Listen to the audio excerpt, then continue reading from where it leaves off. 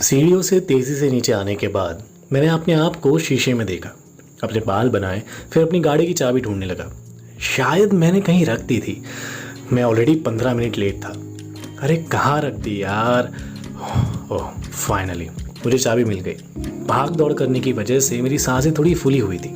घर का दरवाज़ा बंद करके जब मैं अपनी गाड़ी की ओर बढ़ा तब मुझे याद आया कि मैं कुछ भूल रहा हूँ, और आखिर में उस सामान को भी मैंने अपनी गाड़ी में रखा। और जैसे ही मैंने अपनी गाड़ी स्टार्ट की, एकाएक मैं अपने बचपन में चला गया, अपनी छोटी सी साइकिल पर जिस पर मैं मिलन के घर जाया करता था।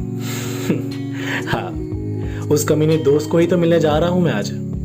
बचपन भी कमाल था यार। मुझे अब भी याद है कि मैं और मिलन पहली बार कैसे मिले थे, तीसरी कक्षा।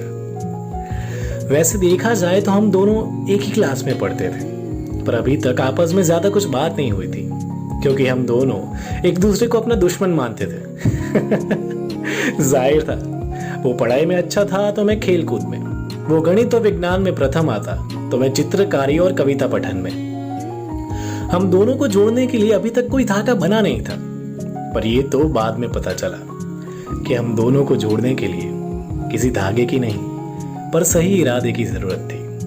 और जब हालात अपने स्कूल को जिताने की बात पर आते हैं तो बड़े बड़े दुश्मन भी दोस्त बन ही जाते हैं। बस कुछ ऐसे ही एक बड़े आयोजन में स्कूल को अव्वल लाने के लिए हमारे शिक्षक ने हमें जोड़ा।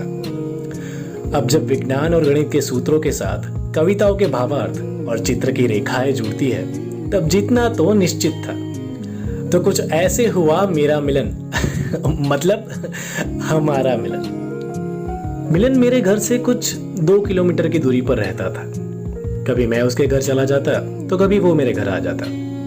पर सच कहूं तो हमारी दोस्ती जितनी गहरी होती गई ना, हमारे लिए हमारे घर के बीच के फासले उतने ही कम होते गए। फिर तो हमने साथ में पढ़ाई करना भी शुरू कर दिया।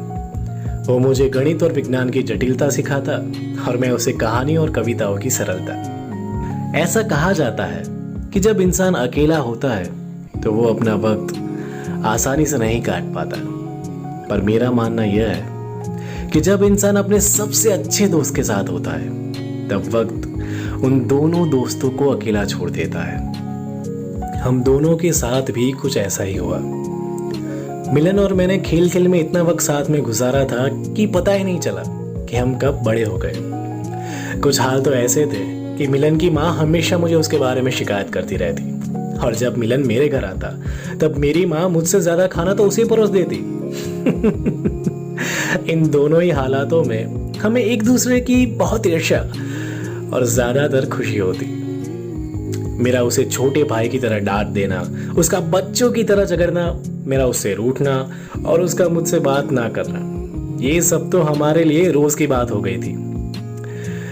पर धीरे धीरे वो रोज हफ्ते में 1 बार आई, फिर महीनों में 2 बार, और आखिर में वो रोज महीनों की जगह सालों में आने लगी। और मेरे ख्याल से ये जीवन की सबसे बड़ी त्रासदी है कि वो रोज का मिलना कभी कभार के मिलने में तब्दील हो जाता है। हम दोनों कई सालों तक एक साथ रहे, पर हम दोनों अक्सर सरल को जटिल और जटिल को सरल बनाने के सपने एक साथ देखा करते, और उन्हीं सपनों को हकीकत बनाने के लिए हमें अपने अलग पर सही रास्ते चुनने पड़े। फिर क्या, मैं अपनी आगे की पढ़ाई के लिए दिल्ली चला गया और वो वहीं भोपाल में ही रहकर आगे बढ़ता रहा। मैं इन सारी बातों में खोया हुआ था कि तभी पीछे से जोर से हॉर्न की आवाज आई और मैं अपने बचपन से वापस आ गया। मैंने आधा रास्ता तो तय कर लिया था, पर पता नहीं क्यों आज मिलन के घर जाने का रास्ता कुछ लंबा सा लग रहा था। बेशक उसे मिले 6 साल जो हो चुके थे, पर आज मैं बहुत ही खुश हूं। सालों के बाद आज मैं मिलन से मिलूंगा। आखिर मैं उसके घर पहुंच गया। सच कहूं तो उसका घर बाहर से अभी भी वैसा ही था। हर बार मैं मिलन को खेलने जाने के लिए बाहर से जोरों से गुहार लगाता और वो अपनी पढ़ाई छोड़ के चुपके से किसी को पता न चले वैसे बाहर आ जाता। आज मैंने सोचा कि उसी चुप्पी से उसके घर में दाखिल होता।